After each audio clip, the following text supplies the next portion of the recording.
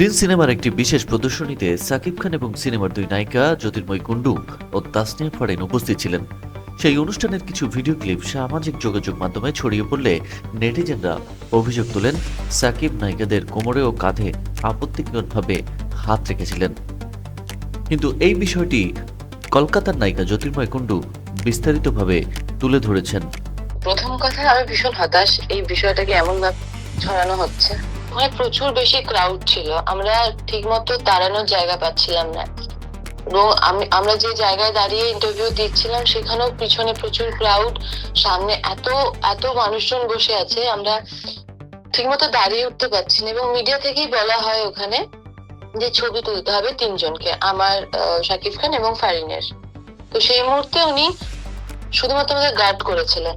এবারে সেটা মিডিয়ার সামনে যেভাবে অতিরঞ্জিত ভাবে বলা হচ্ছে, সেটা খুবই হতাশ করার মতো। এবং কি বলতো, কেউ কি বোকা যে কারো যদি ইন্টেনশনালি এটা করার থাকতো, সে কি কখনো 300টা ক্যামেরার সামনে করবে এটা, যেটা মিডিয়ার সামনে বলা হচ্ছে?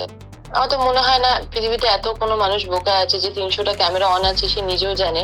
সে যদি ক্ষতি করার চেষ্টা করতো, বা যেটা মিডিয়ার ক্ষতি করার না, যেটা মিডিয়ার সামনে প্রেজেন্ট করা হচ্ছে বারবার, সেটা করারই চেষ্টা করতে, 300টা ক্যামেরার সামনে নিশ্চয়ই করতো না।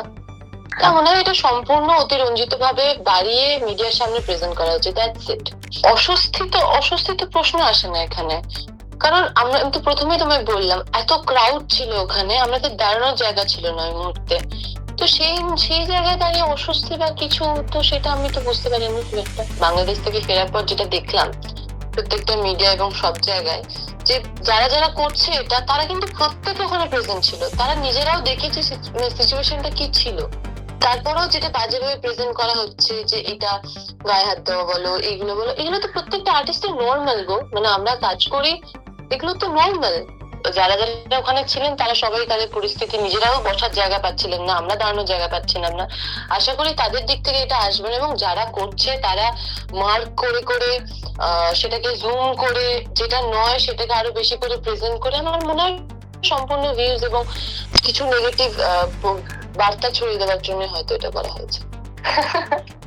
ব্যাড টাচ নাকি বাচ্চা নেই, ব্যাড টাচ অতগুলো 300টা ক্যামেরার সামনে কেউ আমাকে ব্যাড টাচ করবে, আর সেটা আমি সহ্য করবো? যারা স্বাভাবিক সুস্থ মানুষ যারা, তারা দেখে ওটা বুঝতে পারবে ওটা কি টাচ ছিল। ওটা শুধুমাত্র আমাদের প্রোটেক্ট করা ছিল। শুধু আমি না, ওখানে তাসনিয়ার কোমরেও হাত ছিল, আমারটা দেখা গেছে।